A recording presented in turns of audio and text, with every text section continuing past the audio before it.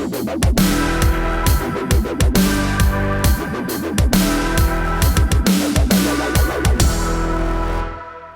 just when you thought you were getting used to that popcorn sound of progressive heads exploding over Donald Trump actually doing what he said he was going to do and start construction on the border wall, all of a sudden there's an explosion and a fire at the popcorn factory because of his Muslim ban. Hi, everybody. I'm Bill Whittle here with Steve Green and Scott Ott, and I would like to talk a little bit about the connection between these two things and how it basically affects our progressive friends and even those of you who care for the truth and matters and are interested in learning what actually goes on in these kind of cases. Steve, Scott, my theory is this, and I'll ask you both about it. My theory is that both the border wall and the ban on those seven countries with Muslim populations? Seven, thank you. My theory is this. Both of those actions were made necessary by Barack Obama. So, Steve, let's start with you. My contention here is if we'd had a border, we wouldn't need a wall.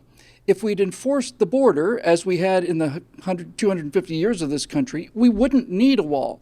But having not enforced the border for 8 years, now we need a wall. It's Barack Obama who's made this necessary, not Donald Trump. What do you think? Yeah, it's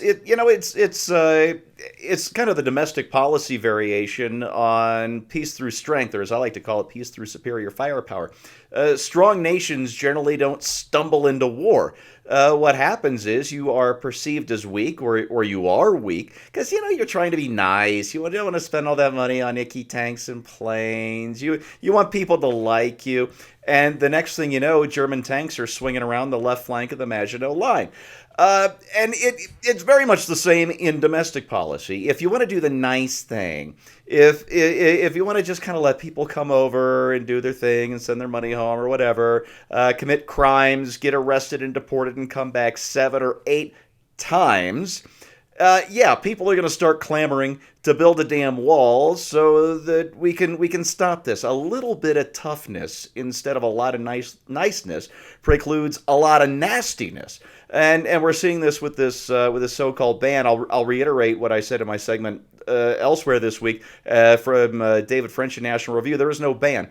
There is a 120-day moratorium while we work out new vetting procedures, and that's only on 7 countries identified by the Obama administration. And in the meantime, or once that's over, rather, our levels will go back to where they've been for most of the last, I think, 15 out of the last 16 years, to about 50,000 refugees a year. And sometimes we don't even get that many. That's just the ceiling allowed by law. So yeah, if you show a little bit of toughness every day, it prevents wars. It prevents walls. Just show some sense. Stop trying to be so nice. Yeah, protect the border. You don't need a wall. It's the same thing with all the guns that people are buying privately. If they would just enforce the laws and put criminals in jail, we wouldn't have to go around so armed all the time. That's also a liberal benefit to our society. Scott, let's look at the second one. Your segment of Right Angle this week deals with the implementation of the temporary restriction on those 7 countries and talks about some of the damage that was done by perhaps overenthusiasm and so on. My contention, again, is that this entire ban is a result of Barack Obama, and my position here is this. The first president to be elected after 9/11 had an opportunity for the last 8 years to discuss with the American people who we should let into the country and who we should not, who is safe and who is innocent and who is not, and why. We could have had this discussion over 8 years and had an adult, fair policy put into place. But if the President of the United States cannot even say Islamic terrorism during his entire 8-year term, what else do you expect from the American people other than emergency responses to a crisis that's been developing for 8 years? And I would like to put it in a more subtle way, perhaps, because I think Barack Obama made what Donald Trump is doing politically possible. And I say it that way because I don't necessarily think that the solutions that we're pursuing right now are going to have any greater effect than the way that President Obama was doing it. I just think that it became politically possible because Barack Obama gave the sense that he didn't care that people were being hurt. He gave the sense that he was not strongly on the side of American exceptionalism and that he was very open to the idea of sort of Islamic exceptionalism.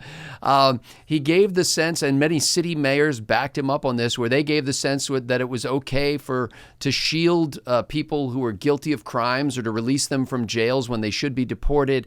And then people got raped and terrible accidents, drunk driving accidents happened. So all of these things were sort of cumulative that gave the overall sense that we've got a massive problem with unchecked immigration. And I don't blame anybody who sees it that way. I don't blame anybody who voted for Donald Trump because he said, I'm going to stop our massive problem with immigration. Or I'm going to, finally to have a president of the United States who understands who we're at war with. And I take it a step further because I don't even say like radical Islamic extremist, because I frankly believe that the Quran, if you take it literally, these are the Orthodox guys. These are the literal Islamists. These are the guys who actually believe what they're reading in the Quran. So, even though I'm on, that side of things, and I think that that's a really whacked religion and it's an authoritarian ideology, nevertheless, I'm still concerned that we're playing political footsie games here right now because building the wall is not going to stop the problem. Immigrants will find ways to illegally come into this country, regardless of that. But it is a powerful symbol, and it's a rhetorical device that President Trump is using with great effect to sort of roll back the impression that America is weak, that America is kowtowing before, foreign Muslim powers, and that America doesn't care what happens to her people who seem to be losing their jobs and getting raped in the streets.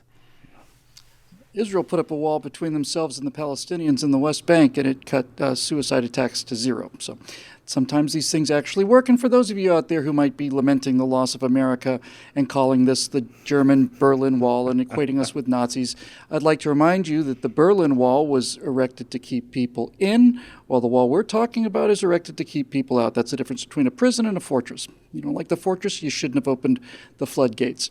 That's my basic conclusion on both of these, ladies and gentlemen, is that the President of the United States, having not only given up his ability or his responsibility, has in fact openly called for increased illegal immigration, both in terms of the border in Mexico, and he's also called for vastly increased immigration from people who we can see in Europe are maybe not the best people in the world to come here.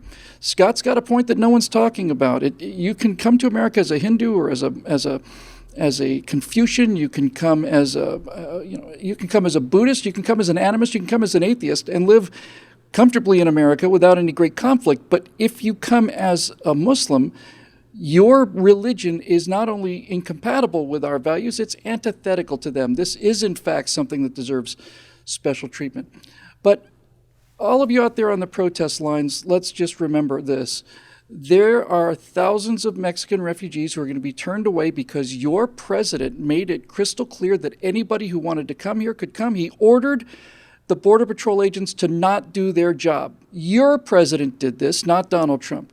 And it was your president that launched wars in 7 countries, dropped 100,000 bombs without ever declaring war, without ever getting congressional approval, without getting UN approval, without a strategy, without a plan, simply marching around and stomping on people.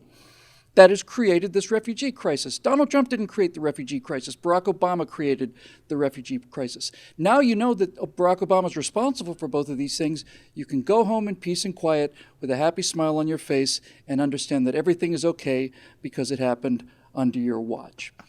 For everybody here at BillWhittle.com, thanks especially to our members who pay for all of these programs. If you'd like to become a member, just head over to BillWhittle.com, and there's a big orange button. You just can't miss it. For Stephen Scott and the rest of the crew here, I'm Bill Whittle, and we will see you next time.